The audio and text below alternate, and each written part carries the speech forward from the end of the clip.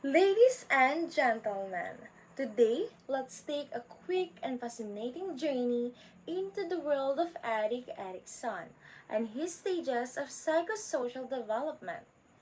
Erikson was a pioneering psychologist who believed that each stage of life presents us with unique challenges, and by facing them, we grow stronger and wiser. Erickson outlined 8 stages of psychosocial development, starting with infancy. These stages range from basic trust versus mistrust to integrity versus despair in old age. In each stage, as we can see in the picture, that we encounter a conflict, and how we resolve this conflict shapes who we become. Erickson's model is more than just a timeline of childhood milestone. It's a roadmap for understanding human behavior and growth throughout life. Each stage reflects real challenges, whether it's learning to trust, finding our purpose, or reflecting back on life's meaning as we grow older. His work reminds us that personal growth is continuous and complex, shaped by the way we meet each challenge along the way. During each stage, the person experiences a psychosocial crisis that could positively or negatively affect personality development. So, ang concept ni Erickson ay tungkol sa iba't ibang yugto ng buhay na pinagdaanan ng isang tao. Bawat stage, may mga challenges o crisis na kinakaharap natin. Dahil dito, na-form ang ating identity at personality. May 8 stages ito at mula pagkabata hanggang pagkatanda. At sa bawat stage, may crisis o pagsubok na kailangang harapin para mag-grow tayo emotionally at socially. For Erickson, 1958 to 1963, these crises are of a psychosocial nature because they involve the psychological needs of the individual conflicting with the needs of society. Halimbawa, sa first stage, ito yung tinatawag na trust versus mistrust. Nangyayari ito mula pagkasilang hanggang 1 taong gulang, kung saan natututo tayo magtiwala o hindi magtiwala sa mundo. Depende sa pag-aalaga sa atin.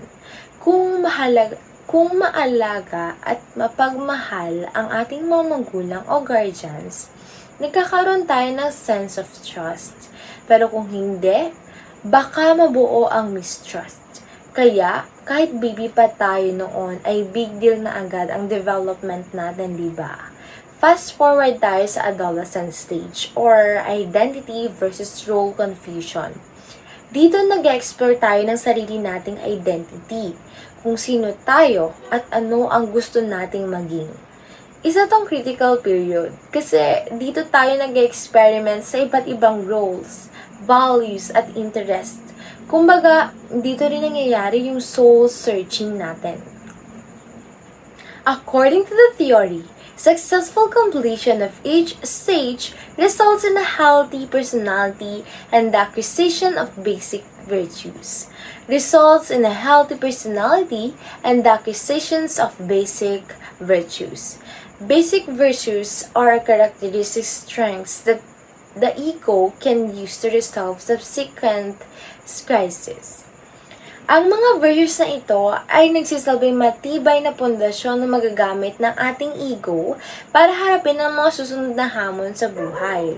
Kapag nahubog natin ang mga virtues tulad ng tiwala, pag-asa, at pagmamalasakit, mas nagiging handa tayo sa mga crisis na susunod at mas malusog ang ating pag-iisip at pagkatao. Failure to complete a stage can result in a reduced ability to complete further stages and therefore a more unhealthy personality and sense of self. These stages, however, can be resolved successfully at a later time. Kapag hindi natin matagumpay na nalagpasan ng isang stage sa psychosocial development ni Erikson, maaaring maapektuhan ng ating kakayahan na harapin ang mga susunod na stages. Halimbawa, sa trust versus mistrust stage, ay hindi tayo nakabuo ng tiwala dahil sa kakulangan ng sapat na pag-aaruga. Maaaring mahirapan tayo magtiwala sa ibang tao habang lumalaki. Pero ang maganda naman dito ay kahit na hindi tayo nagtagumpay sa isang stage noong bata pa tayo, pwede pa rin itong maayos sa hinaharap.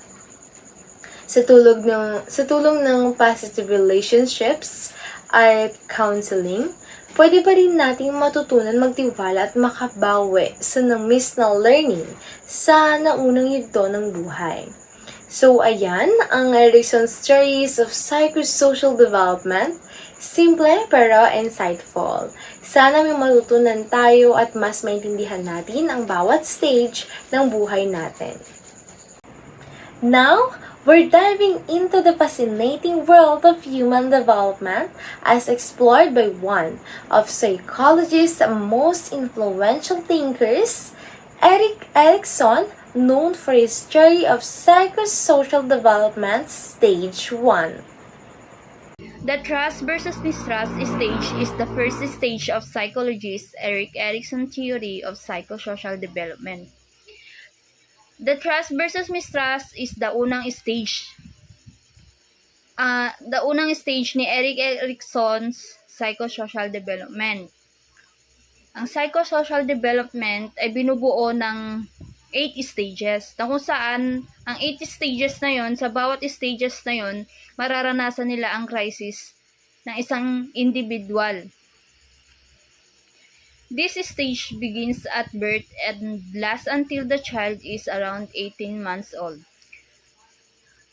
Nagsisimula ang stage 1 or the trust versus mistrust ng isang bata kapag unang pagkapanganak pa lang niya hanggang 6 months old siya. Hanggang 1 year and 6 months old. Doon nagsisimula ang kanyang trust versus mistrust. According to Erikson's, it is the most important period of your child life, as it shapes their view of the world as well as their overall personality. Ang sabi ni Erikson, ang stage 1 ang pinaka-importanteng period ng isang bata. Stage ng isang bata. Hanggang sa susunod na stage ng kanyang pagka-development. Kasi dito malalaman na kung success ba ang pagka-develop ng isang stage na to, ay yun din magiging outcomes niya sa susunod. So, Erikson's psychosocial development theory has 7 other stages that span throughout a person's lifetime. At this stage, people face conflicts that can result in gaining psychological strength or being left with weaknesses. So, ang psychosocial development ni Erikson, gaya ng sabi ko, ang stage 1 ay nagsisimula sa pagkapanganak ng isang bata. At ang stage 8 ay ang kanyang pagtanda ng isang individual. So, ang bawat stage na yon ay mayroon laging dalawang magiging outcomes niya. Ito ay magiging positive or neither negative. Kung ang outcomes ng isang stage ay positive, ito ay nagigain siya ng kanyang psychological strength. Na kumbaga sa susunod na yon is mas magiging epekto doon sa pangalawang stage is positive. So kapag failed naman stage na to, magiging weakness niya to pagdating niya sa susunod na stage. Kumbaga magiging weaknesses niya sa individual stage niya. Overview. This first stage of psychosocial development consists of psychosocial conflict, trust versus mistrust. Conflicts, so unang stage is the first is versus mistrust. Ito ang unang pagkapanganak pala ng isang bata is mararamdaman niya is it's either magtitiwala siya or hindi siya magtitiwala sa kanyang mga nakakasama. Kumbaga sa kanyang mga caregivers. So base sa ating unang natalakay, ang kung paano ma-build ang trust ng isang bata is dapat mabigay natin ang kanyang kailangan. Kumbaga, mabigay natin na naaalagaan sila, na nandyan lang tayo, na kaya natin silang ipaglaban sa ibang individual na nakaka-epekto sa kanya ng masama. So, major question. Can I trust people around me? So, magkakaroon ng tiwala ang isang bata kapag ang caregiver or ang individual na nakaantas na mag-alaga sa kanya ay pinaparamdam sa kanya ang pag-aalaga, pagmamahal ng isang pag-aalaga o pagmamahal sa kanya. So next naman is the basic virtue, hope, important event, feeding. Ito ng feeding naman nito is the moment na, di ba pinakamahalaga sa isang parent is ang mapa-breastfeed nila ang anak nila sa kanilang boobs. And ang moment na yon is yun na rin yung banding ng kanilang, yun na rin yung moment na yun na rin ang kanilang moment as a bonding as parent and anak. Dadako naman tayo sa stage 2 of Erik Erikson's psychosocial theory, which is the autonomy versus shame and doubt. Autonomy versus shame and doubt is the second stage of Erikson's theory na it occurs between ages of 18 months to 2 to 3 years old. So according to Erikson, children at this stage are focused on developing a greater sense of self-control. So, dito sa stage na to, ang kailangan na mabuild ng mga children at this stage ay ang magkaroon na sila ng autonomy o kumbaga, marunong na silang mag-decide para sa sarili nila. So, ang goal sa stage na to ay dapat alam na niya yung gusto niyang kulay, kung ano yung gusto niyang pagkain, o kung ano yung gusto niyang mga gawin. So, overview. So, the psychosocial conflict is the autonomy versus shame and doubt. So, yung major, mag-proceed muna tayo sa positive side sa stage na to, which is yung autonomy or yung pagkakaroon nila ng self-control.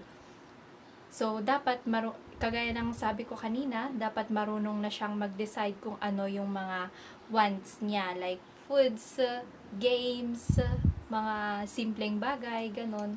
So, ang crisis naman sa stage na to ay ang doubt. Kung sa positive side, autonomy, dito naman, ay negative side, positive side is autonomy, sa negative side naman ay ang magkaroon sila ng doubt. So, nangyayari ito kapag hindi natututo yung isang bata kung ano ba talaga yung gusto niyang gawin. So, nagdadalawang isip siya kung, for example, tinatanong niya sa sarili niya kung kaya ko ba to, gusto ko ba to, mga ganong katanungan. So, the major question dito is, can I do things myself or am I reliant on the help of others? So, pinapakita dito kung kaya na ba niyang gawin yung mga bagay o kung nakadepende pa siya sa iba. Ang tinutukoy dito ay yung mga simpleng katanungan like pagpili ng mga gusto nilang gawin. Ganon. So, the basic virtue is will. At ang important events sa stage na to ay ang toilet training. Mahalaga na yung mga bata at this stage or at the age of 2 to 3 years old ay dapat nagaguide na sila yung tamang proper hygiene para paglaki nila, kung ano yung natutunan nila, syempre, yun na yung ia-apply nila in the next stage. So, Erickson's theory of psychosocial development describes a series of 8 stages that takes place throughout the course of life. So, the first stage of development, the trust versus mistrust, yung na-discuss kanina, is all about developing a sense of trust about the world. So, yung next stage na ito, autonomy versus shame and doubt, builds upon the earlier stage and lays the foundation for the future stages to come. So, mahalaga ang maging successful sa mga previous stages. Parang sa stage na to, mahalaga na maging successful yung stage na ito para in the next stage ay mas malaki yung chance na maging successful din sa sa next na transition nito. Bago tayo dumako sa stage 3, which is initiative versus guilt, tayo muna ay magbalik-aral. As a review, stage 1 is called basic trust versus basic mistrust, and stage 2 is autonomy versus shame and doubt. The stage 1 or the basic trust versus basic mistrust ay kapag nabuo ang tiwala habang bata pa, malaki ang chance na magtiwala rin sa future. Kapag naman fear ang na-develop sa isang bata, ang maaaring maging outcomes naman nito ay basic mistrust. Ang key sa tamang pag-develop ay ang mother or guardian ng bata. Ang ikalawang stage naman ay autonomy versus shame and doubt. A child should be able to experience the things around him or herself. The outcome of this could be self-competence or shame and self-doubt. The major role here is both parents, father, and mother. Now, let's go to stage 3, initiative versus guilt. Initiative versus guilt is a stage of Erik Erikson's theory of psychosocial development. During the initiative versus guilt stage, children assert themselves more frequently to directing play. These are particularly lively, rapid, developing years in a child's life. According to Bean 1992, it is a time of vigor of action and of behaviors that the parents may see as aggressive. This period is characterized by vigorous actions and behaviors, which may sometimes be perceived by parents as aggressive due to the child's increasing independence and physical activity. Halimbawa, na kapag ang isang bata ay naging sobrang active at mahilig maglaro ng rough o magtapon ng mga bagay, iniisip ng mga gulang na ito ay may pagka-agresibo. Ngunit, sa katotohanan, ito ay bahagi lang ng kanilang normal na pag-unlad kung saan natututo silang kontrolin ang kanilang enerhiya at mabuo ang kanilang mga social skills. During this period, the primary feature involves the child regularly interacting with other children at school. Central to this stage is play, as it provides children with the opportunity to explore their interpersonal skills through initiating activities. Dito, mahalaga ang laro dahil nagbibigay ito ng pagkakataon sa mga bata na tuklasin at paunlarin ang kanilang kakayahan sa pakikisalamuha.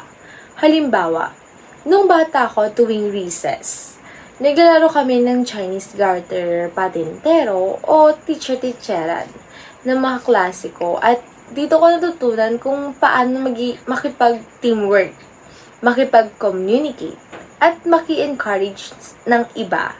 Kung hindi ako nakaranas ng ganitong mga laro at interaksyon, baka nahirapan ako makipag-ugnayan sa ibang tao o magtangkang mag-lead ng grupo. Sa pamamagitan ng mga aktibidad na ito, natututo ang mga bata ng mga social skills at nahalagaan ng kanilang sense of competence. So, good day everyone. We also have the stage 4, which is industry versus inferiority. So, the fourth psychosocial stage takes place during the early years from approximately age 5 to 11. So, ito ay nangyayari tuwing ang bata ay nasa grade 1 to grade 6. So, through social interactions, children begin to develop a sense of pride in their accomplishments and abilities.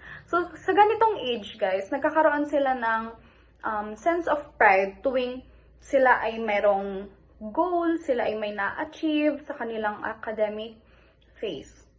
So, children need to cope with new social and academic demands.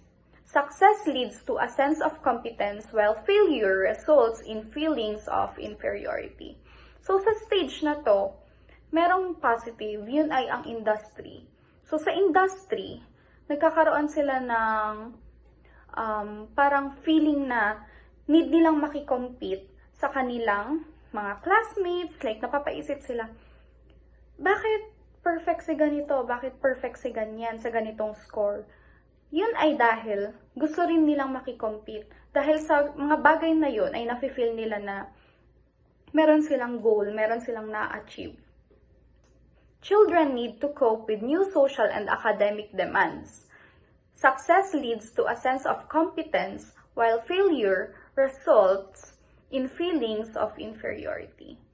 So yun guys, minsan din sa ganitong stage ay malaking part din ang parents. Minsan need ng mga parents sabihin na, anak, ang galing mo naman. Anak, ganito, ganyan. So, kailangan ng mga parents na i-boost yung confidence ng kanilang mga anak.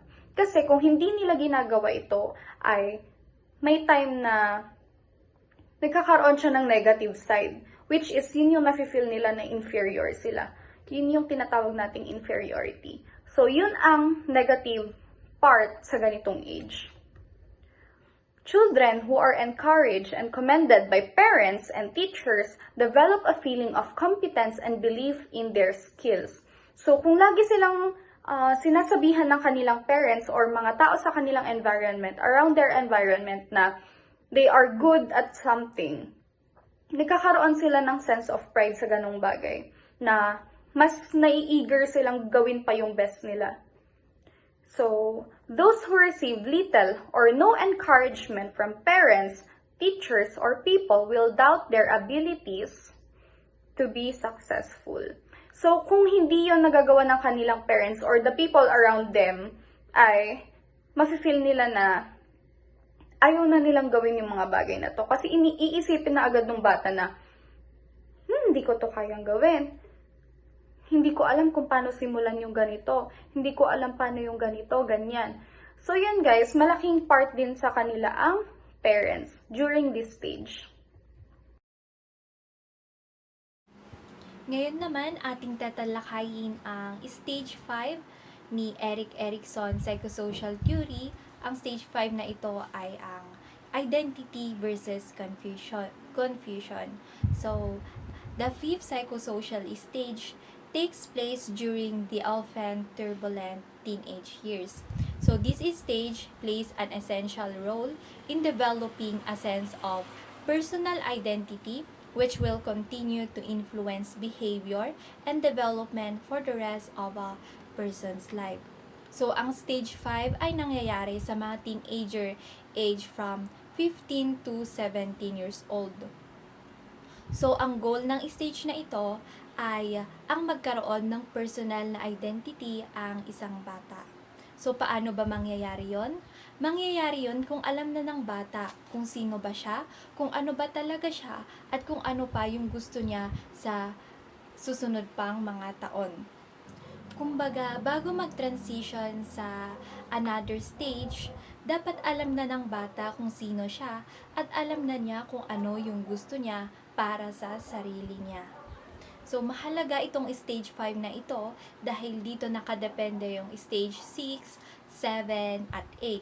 Kasi kung ano yung mangyayari kung ano yung mangyayari sa stage ng batang ito, ay madadala niya ito sa mga susunod pang mga stages. So, dito na lumalabas yung negative and positive side ng stage na ito. So, for the positive side, let's talk about identity. So, sa identity sa stage na ito ay dapat kilala na ng bata kung sino ba talaga siya. Halimbawa, if ever na makilala ng bata kung sino ba talaga siya o kung ano ba talaga siya, ay malaki yung chance na mabuhay siya ng may saya, o malaki yung chance na magiging kontento siya sa susunod pang mga taon, at mamumuhay siya ng masaya sa buong buhay niya. And for the negative side naman, dito ay yung tinatawag na confusion. So, mangyayari ito kapag nalito yung bata sa pagkilatis kung sino ba talaga siya, at kung hindi pa kilala ng bata kung sino ba yung totoong siya. So, ang mangyayari dito ay baka mamuhay siya ng hindi kontento, o there's no happiness, o hindi siya magiging ganon kasaya sa susunod pang mga taon. So, teens needs to develop a sense of self and personal identity. Success leads to an ability to stay true to yourself, while failure leads to role confusion and a weak sense of self. So, eto nga yung binabanggit ko kanina na positive side and negative side, na pagkilala ng bata sa sarili niya, mabubuhay siyang masaya, energetic, at mabubuhay siyang kontento. While on the other hand, the negative side is kapag hindi niya na-discover yung sarili niya, mawawalan siya ng gana, pakiramdam niya may cool. Here, during adolescence, children explore their independence and develop a sense of self. Those who receive proper encouragement and reinforcement through personal exploration will emerge from this stage with a strong sense of self and feelings of independence and control. So, ito nga yung binabanggit ko kanina na positive side at negative side ng stage 5, na kung sa positive side, kapag naging successful yung bata sa pagkilala ng tunay na identity niya, mabubuhay siya ng masaya. At kapag na-confuse naman siya sa kung ano ba at sino ba talaga siya, hindi siya mabubuhay ng kontento.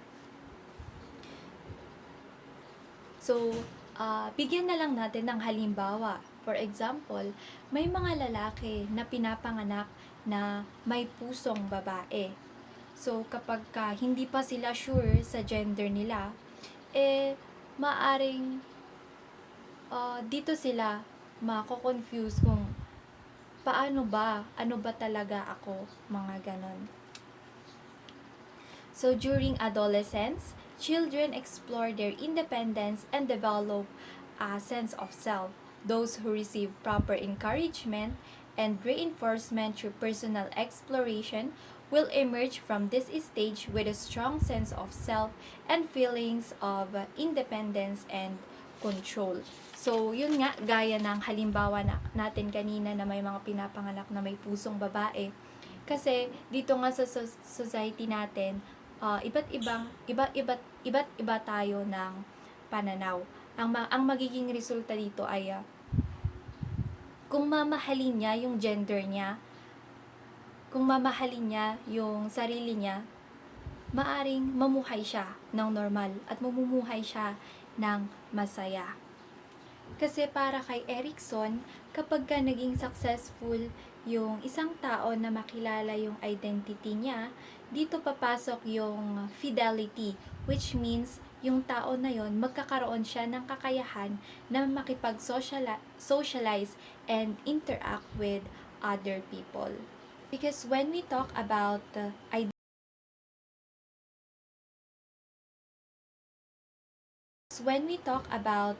identity, they are referring to all the beliefs, ideals, and values that help shape and guide a person's behavior, Completing this stage can successfully leads to fidelity, which Erickson described as an ability to live by society's standards and expectations. So yun nga, yung nasabi natin kanina na ito yung kakayahan na makipag-socialize and interact with other people.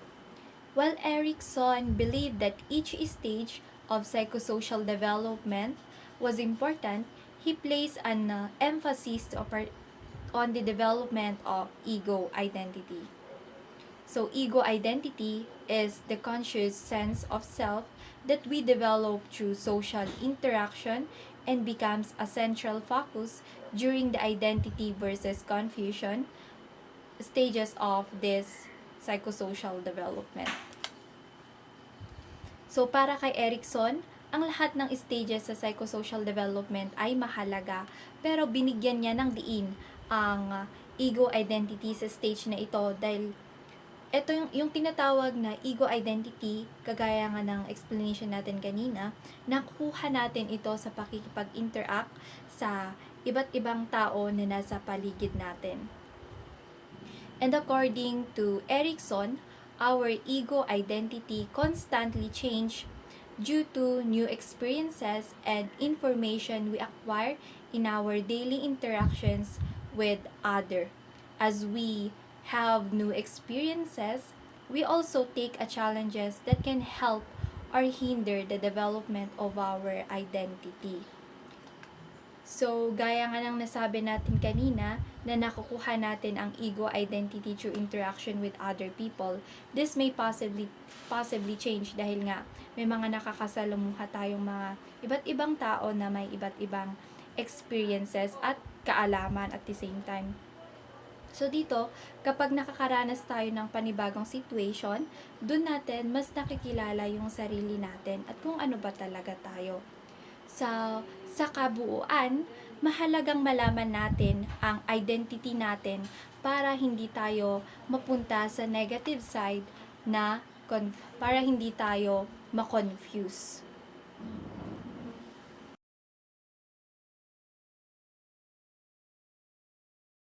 Young adults need to form intimate, loving relationships with other people. Success leads to strong relationships, while failure results in loneliness and isolations. This stage covers the period of early adulthood when people are exploring personal relationships. Ang stage na ito ay sumasaklaw sa panahon ng maagang adulthood, kung saan ang mga tao ay nag-e-explore ng personal na relasyon. Halimbawa, ang isang tao na successful sa forming intimate relationships ay maaaring mag-asawa o magkaroon ng malapit na mga kaibigan na matibay ang support system. Habang yung hindi nakaranas ng ganitong uri ng koneksyon ay maaaring makaramdam ng kalungkutan at pag-iisa. Kaya mas nahirapan sa mga susunod na yugto ng buhay o mga stages ng ating buhay. Erickson believes it was vital that people develop close, committed relationship with other people. Those who are successful at this step will form relationships that are enduring and secure. Halimbawa, sa stage ng intimacy versus isolation, which is the early adulthood, kapag natutunan ng isang tao na magtiwala at magbukas ng puso sa ibang tao, magbubunga ito ng mas matibay na romantic relationships o malalapit na pagkakaibigan.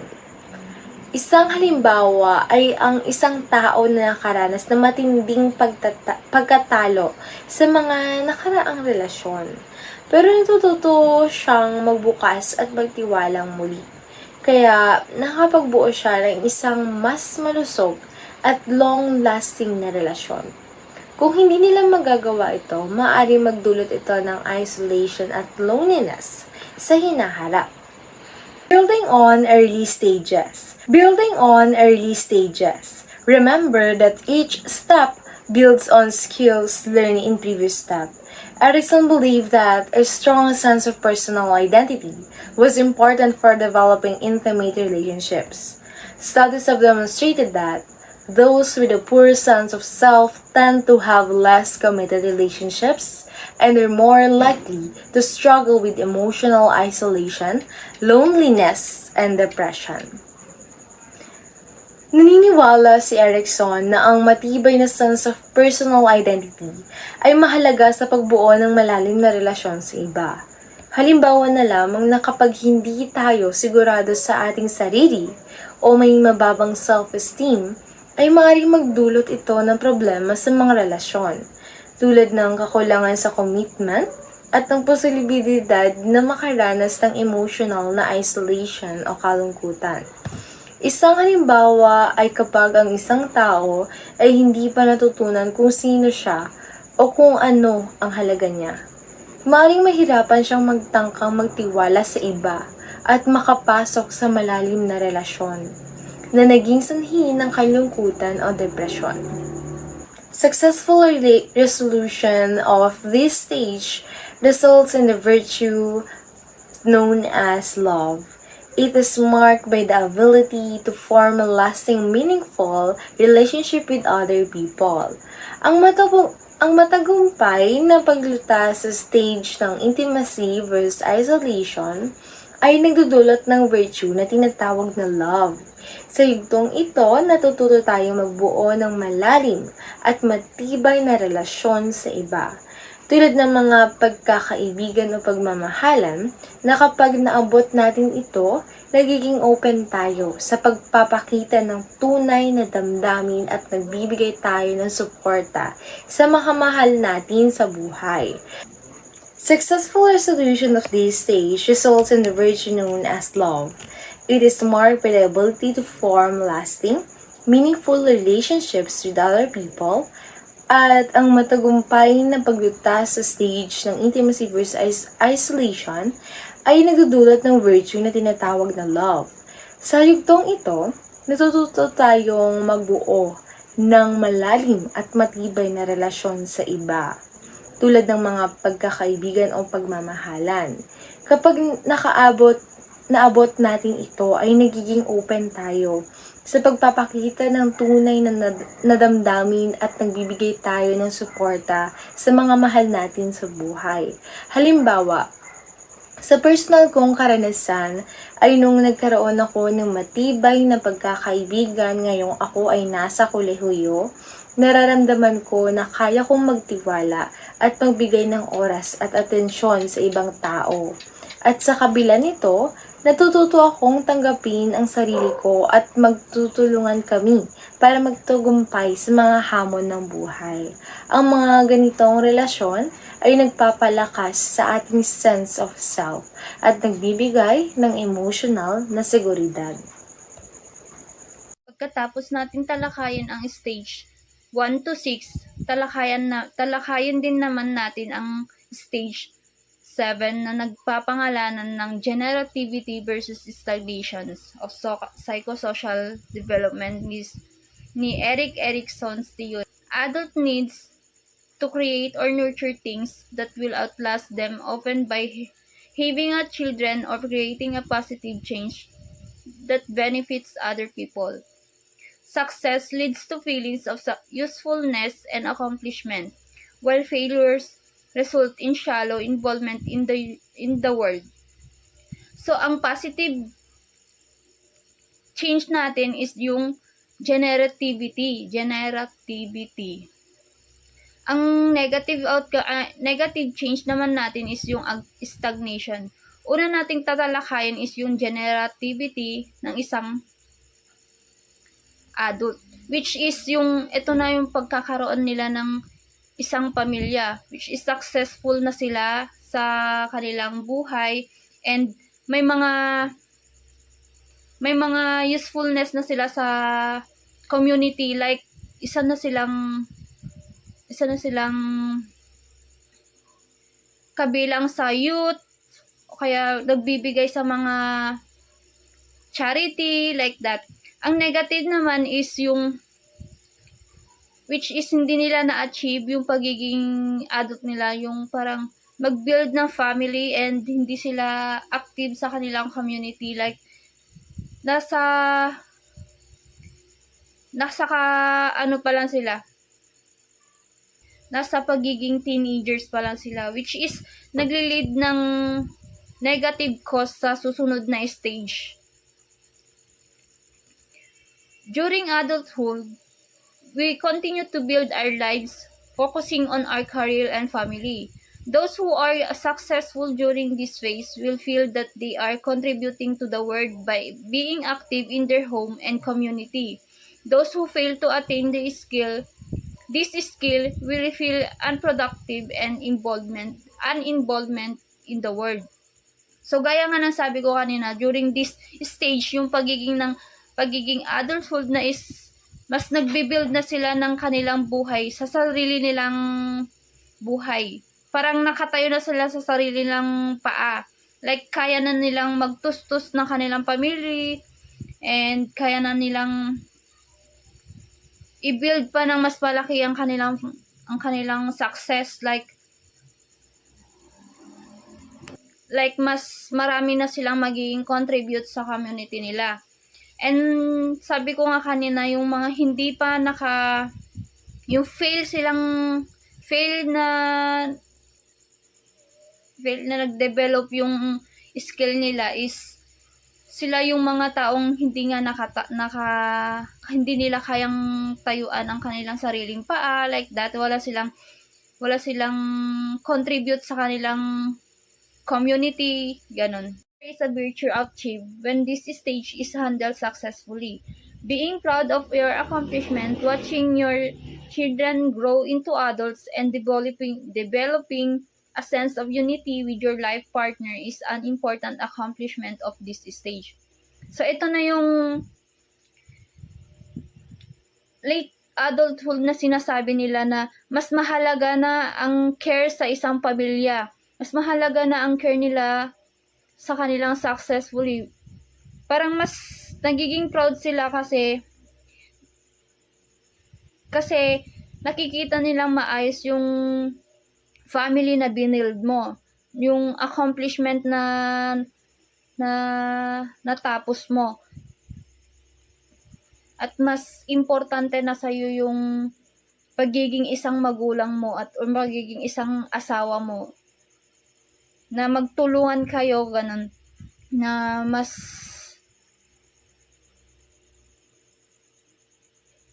mahalagang accomplishment of this stage. So, next. During adulthood, we continue to build our lives, focusing on our career and family. Those who are successful during this phase will feel that they are contributing to the world by being active in their home and community. Those who fail to attain this skill will feel unproductive and involvement in the world. So, gaya nga ng sabi ko kanina, during this stage, yung pagiging adulthood na is mas nagbi-build na sila ng kanilang buhay sa sarili nilang buhay. Parang nakatayo na sila sa sarili nilang paa. Like, kaya na nilang magtustos ng kanilang pamilya and kaya na nilang i-build pa ng mas malaki ang kanilang success. Like mas marami na silang magiging contribute sa community nila. And sabi ko nga kanina, yung mga hindi pa yung fail na nag-develop yung skill nila is sila yung mga taong hindi nga hindi nila kayang tayuan ang kanilang sariling paa, like that. Wala silang contribute sa kanilang community, ganon. There is a virtue achieved when this stage is handled successfully. Being proud of your accomplishment, watching your children grow into adults, and developing a sense of unity with your life partner is an important accomplishment of this stage. So, ito na yung late adulthood na sinasabi nila na mas mahalaga na ang care sa isang pamilya. Mas mahalaga na ang care nila sa kanilang successfully. Parang mas nagiging proud sila kasi nakikita nilang maayos yung family na binild mo. Yung accomplishment na natapos mo. Virtue achieved when this stage is handled successfully. Being proud of your accomplishment, watching your children grow into adults, and developing a sense of unity with your life partner is an important accomplishment of this stage. So, ito na yung late adulthood na sinasabi nila na mas mahalaga na ang care sa isang pamilya. Mas mahalaga na ang care nila sa kanilang successfully. Parang mas nagiging proud sila kasi nakikita nilang maayos yung family na binild mo. Yung accomplishment na natapos mo. At mas importante na sa'yo yung pagiging isang magulang mo or pagiging isang asawa mo. Na magtulungan kayo, ganun. Na mas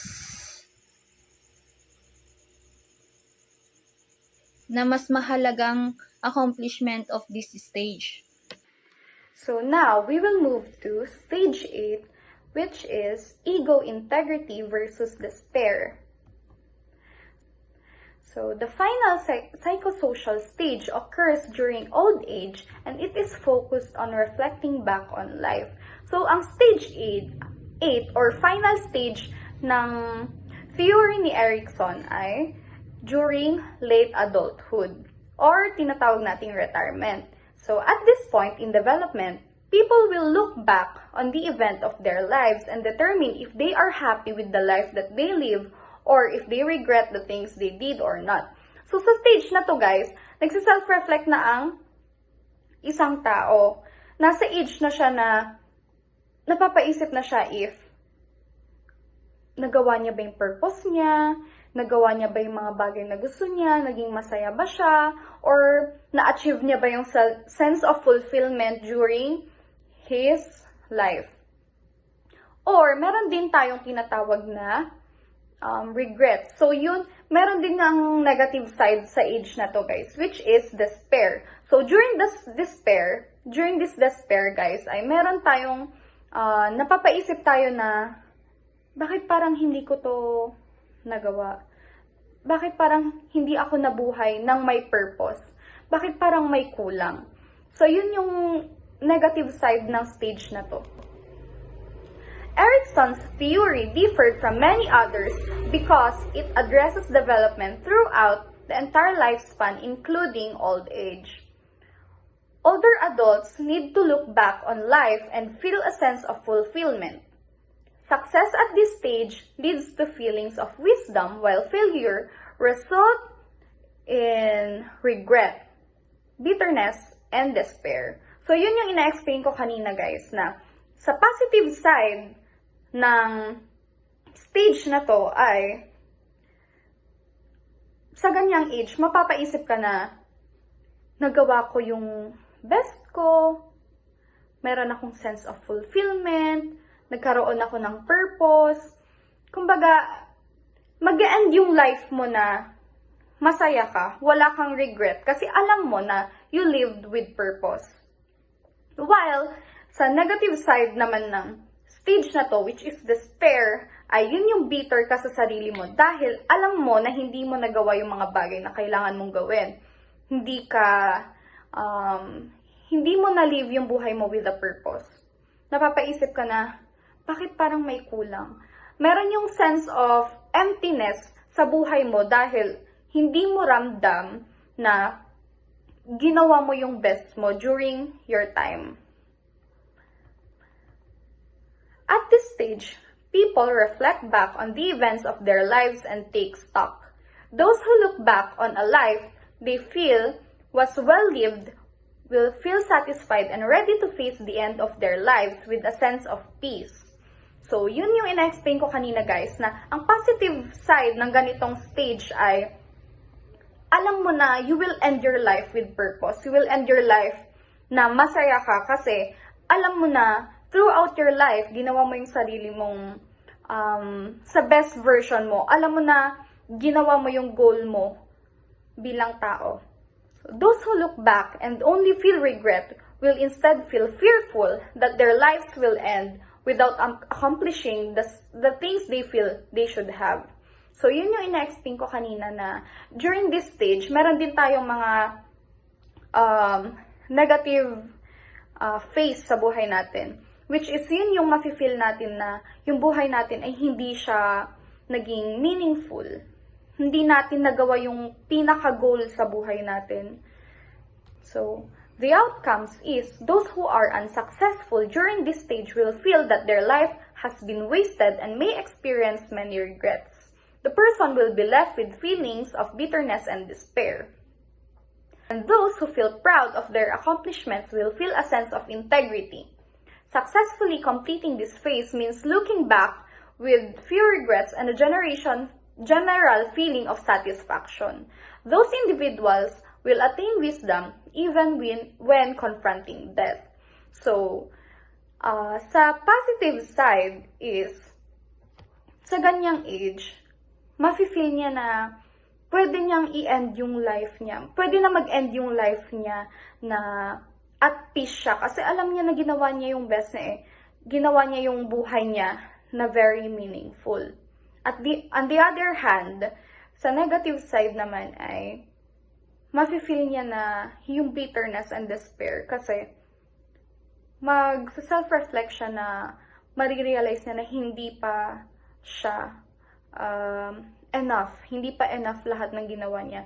Kumbaga, nasayang yung buhay niya kasi hindi niya alam if ginawa niya ba talaga lahat para mapunta sa best version niya before his or her life ends. So, thank you. So, ayan, ang Erickson Stories of Psychosocial Development. Simple pero insightful. Sana may matutunan tayo at mas maintindihan natin ang bawat stage ng buhay natin.